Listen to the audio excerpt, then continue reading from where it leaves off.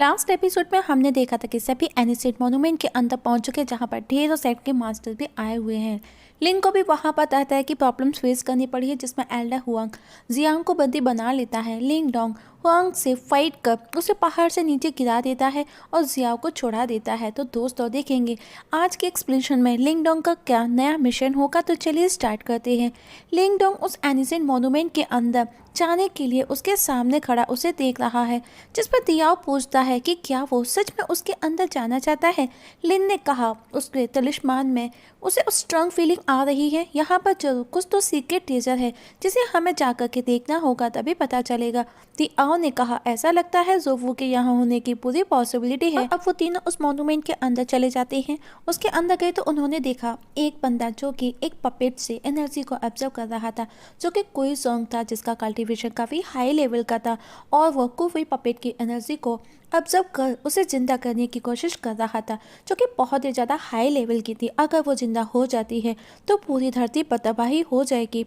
कोई जोंग अपने बंदी को कहता है कि जाकर के सबको इन्फॉर्म कर दो कि कुफई जिंदा होने वाला है। पर तभी लिन उसके बंदे को मार गिराता है और एक एक कर वो सबको मार देता है। और जब वो कोई जोंग पर हमला करता है तो उसे रोकते हुए वो उसे सामने आने का बोलता है।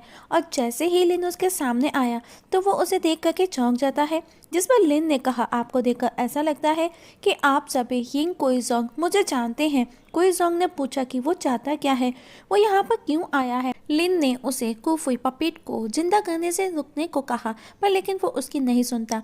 अब लिन उस पर अपने स्पीड छाप बिखेरना चाहता था, जिस पर लुई जोंग ने कहा ऐसा नहीं हो सकता। तब लिंग डोंग भी अपनी पावर का यूज करता है, पर कोई जोंग उसे डिस्ट्रॉय करता है। तब कोई जोंग ने कहा उन्होंने सिर्फ मुझे एक्सेप्ट किया है, अब तुम्हारा खेल खत्म। और तभी जियाओ कोई जोंग पर हमला कर उसे गिरा देता है। अब लिन ने पूछा क्या तुम अभी भी कुफई को वापस लाना चाहते हो। कोई जोंग ने कहा नहीं, और अब वो कुफई में से अपनी सारी पावर को रिमूव करता है। तब लिंग डोंग अपनी पावर का यूज कर कुफई को अपने पास रख लेता है। लिन उसे थैंक्स कहता है, पर कोई जोंग एल्डर ने कहा इतनी जल्दी क्या है खुशी मनाने की, रुको मेरे लोगों को आने दो, वो तुमको नहीं छोड़ने वाले। और तभी लिन को किसी के आने का एहसास होता है, जिस पर एल्डर कोई जोंग हंसते हुए कहता है ये उसकी सेना के आने का एहसास है। और वो खुश था, लेकिन उससे पहले लिंग डोंग उसे लेकर के अपने साथ वहां से चला जाता है।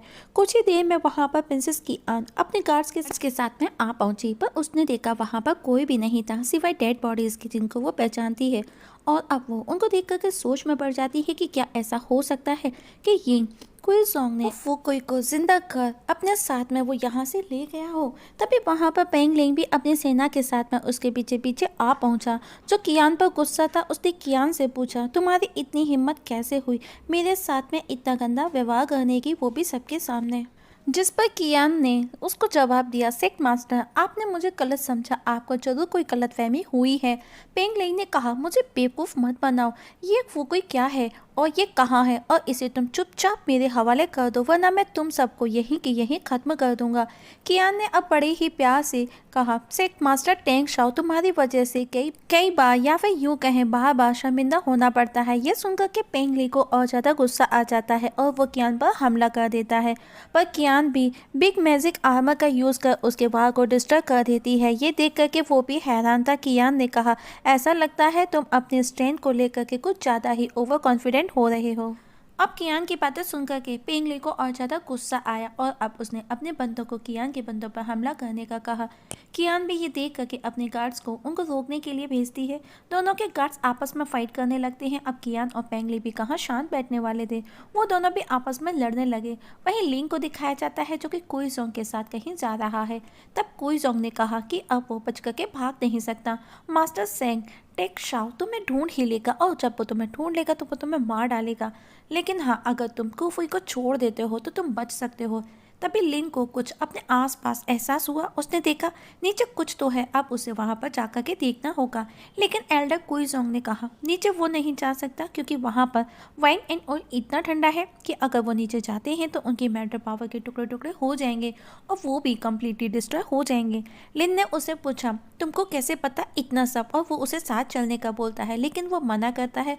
तो वो उसे गुस्से में उठा करके नीचे फेंक देता है और खुद भी जियाओ पर बैठ करके उसके पीछे पीछे आता है। एल्डर ने कहा तुमको मरना है तो मरो, तुम मुझे अपने साथ में यहाँ पर क्यों लाए हो। और अब वो जियाओ की पूंछ पकड़ लेता है। जब वो उसके अंदर पहुंचे तो जियाओ ने उसे अपनी पूंछ से दूर छटक दिया। अब एल्डर लुढ़कता हुआ दूर जाकर के गिरता है और उसे जियाओ पर बहुत ज्यादा गुस्सा आता है। तभी लिन को स्पार करता हुआ एक ब्लैक कलर का पिलर नजर आया। अब वो दौड़ करके उसके पास गया, जियाओ भी उसके साथ आया। तो वो देखता है कि वहां पर कोई भी नहीं है। ये देख करके लिन को और ज्यादा गुस्सा आया। वो जमीन पर पंच मार करके अपने गुस्सा निकालता है कि उसके हाथ में कुछ भी नहीं लगा। तब एल्डर कुइजोंग उस पर हंसते हुए उसके पास आकर के कहता है, द ग्रेट वाइल्डरनेस मॉन्यूमेंट 1 पहले भी कई बार खोला गया है। अगर यहाँ पर कुछ होता तो भी तुम्हारे हाथ कुछ नहीं लगता। अब लिन उस एल्डर पर गुस्सा करते हुए उसे हवा में उठा करके कहता है कि वो जो भी जानता है बता दे, वरना वो उसे मार देगा। एल्डर भी लिन के गुस्से को देख करके डर करके कहता है वो उसे सब सच बता देगा, पर उसे प्रॉमिस करना होगा कि वो उसे मारेगा नहीं। लिन ने उसे बताने का कहा कि वो उसे मारेगा नहीं, उसे बस सब सच जानना है। जैसे ही ओल्ड मैन ने उसे बताना स्टार्ट किया कि उसके ग्रैंडफादर के साथ में एंसेस्टर ने चीट किया, वो उसे पंच मार करके दूर फेंक देता है और वो बेहोश होकर के गिर जाता है। उसकी बातें सुनकर के लिन को भी यकीन नहीं होता कि उसके ग्रैंडफादर के साथ में उन्हीं के पूर्वजों ने चीट किया। तब दिआओ ने कहा, चिंता मत करो बच्चे, लिन ग्रैंडफादर को कोई भी हल्के में नहीं ले सकता। किंग यू कोई सेक्ट के मास्टर में ऐसी कोई पावर नहीं है जो हमारे ग्रैंडफादर को हरा सके या फिर उनका कुछ बिगाड़ सके। तो हमारे पास में अभी भी एक मौका और है। लिन ने कहा, अब तो मुझे सेक्ट के मास्टर से जाकर के खुद मिलना ही होगा। तभी वो नोटिस करता है कि उसका तलिस्मान एक्टिव हो रहा है, जबकि ऐसा नहीं होना था। और अब वो उस पिलर को भी देखता है जो कि ब्लैक कलर का था। वो भी उसे अजीब लगता है। अब वो उस पिलर के नज़दीक से जाकर के उसे देखता है, टच करता है तो वो नॉर्मल लग रहा था, पर वो फिर भी उसे तोड़ने की कोशिश करता है। वो उसमें जोरदार पंच मारता है लेकिन उसका कुछ भी नहीं बिगड़ता, वो नहीं टूटता। ये देख करके लिन हैरान था। ये सब देख करके दियाओ ने पूछा कि वो ये सब क्यों कर रहा है। ये एनिसेंट ईस्टर्न सेक्ट की वेदी है, भला तुम इसको इतनी आसानी से कैसे डिस्टर्ब कर सकते हो। इसके लिए पहले तुमको खुद के मन को शांत करना होगा, अपनी पावर को बढ़ाना होगा, उसके बाद में कुछ करो। यूँ ऐसे लापरवाह मत बनो। मुझे पता है इस समय तुम्हें तुम्हारी स्पिरिचुअल पावर भी मिल रही है, उसका अच्छे से यूज़ करो। अब लिन भी दिआओ की बातों को अच्छे से समझ चुका था और अब वो लिन भी अब अपनी स्पिरिचुअल पावर का यूज़ करना स्टार्ट कर देता है। तभी जोरदार धमाका होता है और वो तीनों डिसअपेयर हो जाते हैं।